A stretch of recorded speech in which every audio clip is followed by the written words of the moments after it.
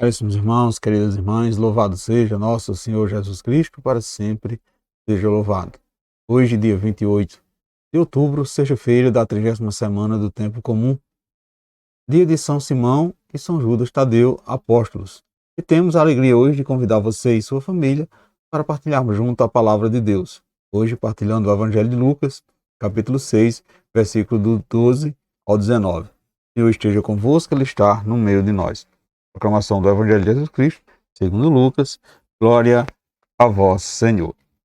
Naqueles dias, Jesus foi à montanha para rezar e passou a noite toda em oração a Deus. Ao amanhecer, chamou seus discípulos e escolheu 12 entre eles, aos quais deu o nome de apóstolos. Simão, a quem pôs o nome de Pedro, e seu irmão André, Tiago e João, Felipe, Bartolomeu, Mateus e Tomé, Tiago, filho de Alfeu, e Simão, chamado Zelotas, Judas, filhos de Tiago, e Judas Iscariotes, aqueles que se tornou o traidor. Jesus desceu da montanha com eles e parou num lugar plano. Ali estavam muitos dos seus discípulos, e grande multidão de gente de toda a Judéia, de Jerusalém, do litoral de Tiro e Sidônia. Vieram para ouvir Jesus e ser curado de suas doenças.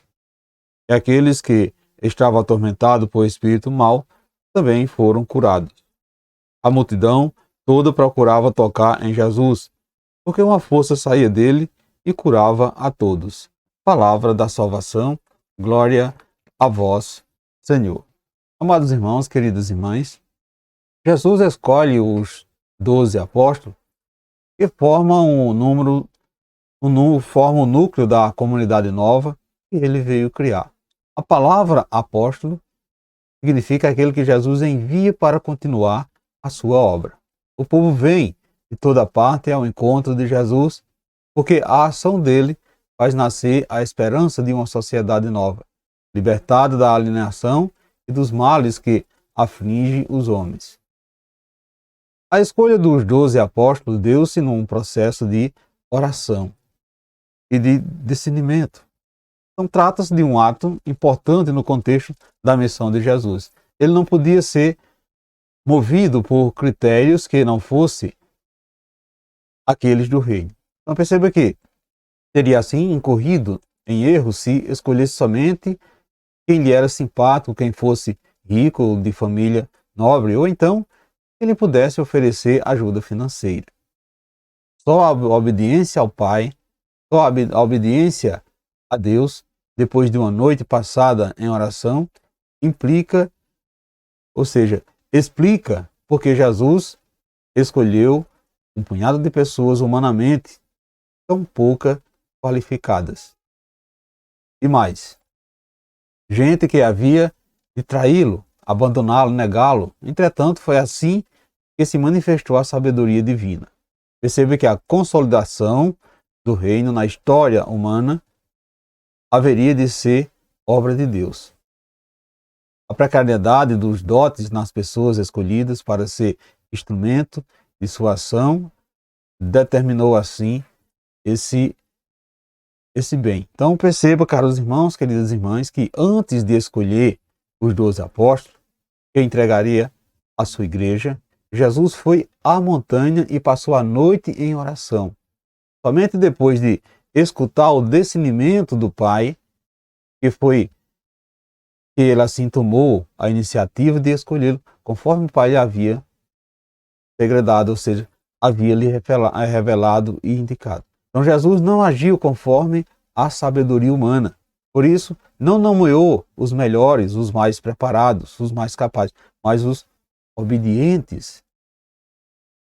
Mas nomeou tão somente aqueles a quem o Pai lhe ordenaram.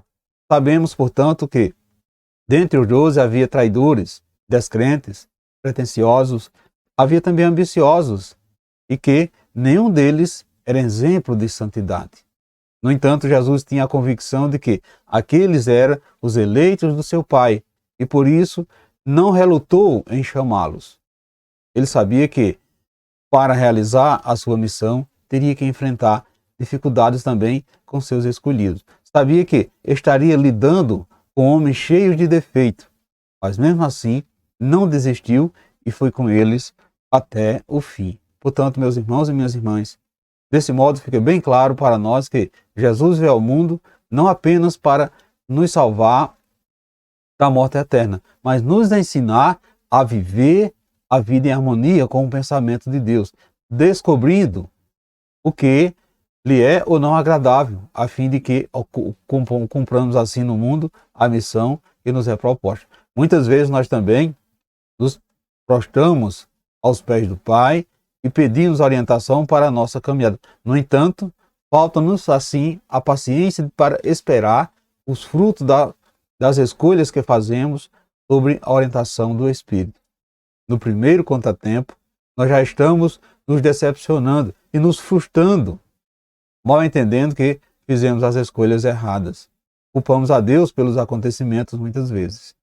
Caros irmãos e irmãs, precisamos também estar firmes e convictos de que tudo quanto nos for revelado pelo Pai em oração. A sua palavra é a garantia para confirmar o que Ele nos confidencia durante a oração. Não tenhamos medo de confiar na força do Espírito Santo quando precisamos de orientação. Sejamos perseverantes, confiantes. Jesus é o nosso modelo, Jesus é o Mestre, e com Ele nós aprendemos a viver sem temor, o que Deus nos determinar. Portanto, caros irmãos e irmãs, como você tem tomado decisões para a sua vida? Você também se põe em oração? Você confia na palavra de Deus? Quando você ora e as coisas não acontecem de acordo com o que esperava, qual a sua reação? Reflita isso nesse dia de hoje, meus irmãos e minhas irmãs, para que possamos assim adentrarmos verdadeiramente no projeto de Deus. Para que possamos assim, meus irmãos e minhas irmãs, sermos confiantes e convictos de que Jesus sempre está conosco. Peçamos ao Pai que nos transforme em apóstolos de seu Filho Jesus, para que, movidos pelo Espírito, possamos assim ser sinais da presença dele neste mundo tão carente de salvação. Louvado seja o nosso Senhor Jesus Cristo, para sempre seja louvado.